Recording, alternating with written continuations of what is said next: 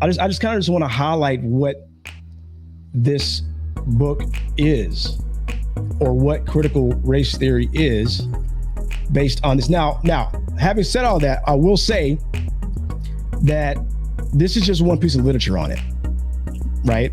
This is just, there's a lot of different literature. I wanted to read this one just because the title said this is an introduction, because me not knowing anything about it, I want to learn a little bit more, right? So this is an introduction to critical race theory, and it is the 3rd edition, right? Because it has changed over time, right? So as time progresses, they rewrite or add things to it because different things are happening, right? A lot of different things are happening.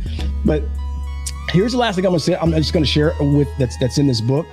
And I would encourage anyone who has an opinion one way or the other about critical race theory to look at this, to go grab this book. It's $5. If you got Kindle, $5, it's yours. You can even have it. They even have somebody that'll read it to you, right? So, but here's one of the exercises that they do, after, they sort of have a discussion or a lecture. And this is what it's asked students to do. So it's class exercise. Pair off with another member of your class or study group. Each of you then write down on a piece of paper 5 propositions having to do with politics or social reality that you believe to be true, such as a woman should have the right to choose whether to have an abortion, that everyone should be judged by the same standards for admission to school, or that the best government is one that governs least. You then offer a counterexample to one of the other person's propositions. For example, a case of governmental intervention that worked. How did the other person react? Did he or she accept your argument and modify his or her position? What was the force of your narrative, and why did it succeed or fail?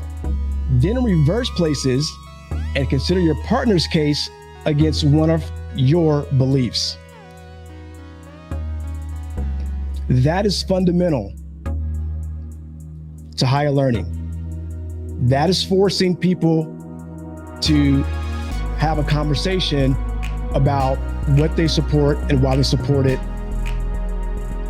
and hearing what someone else, if an opposing view of that, and then forcing you to defend the opposing view.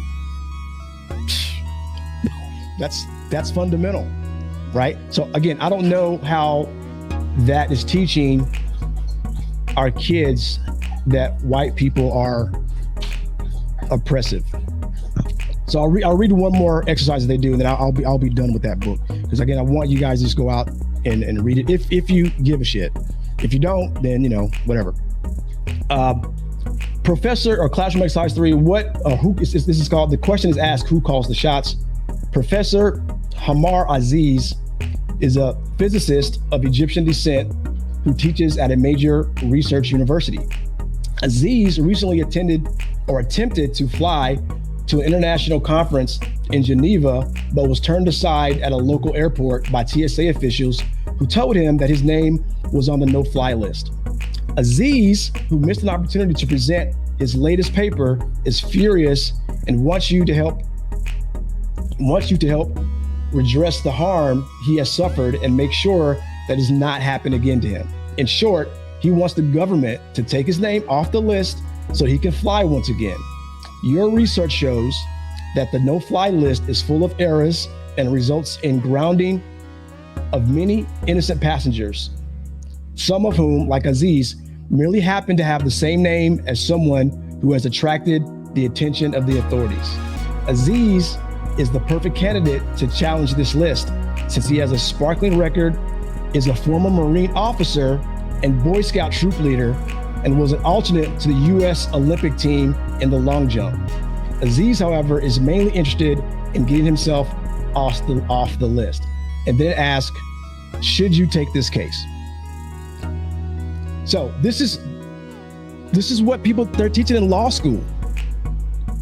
Law school,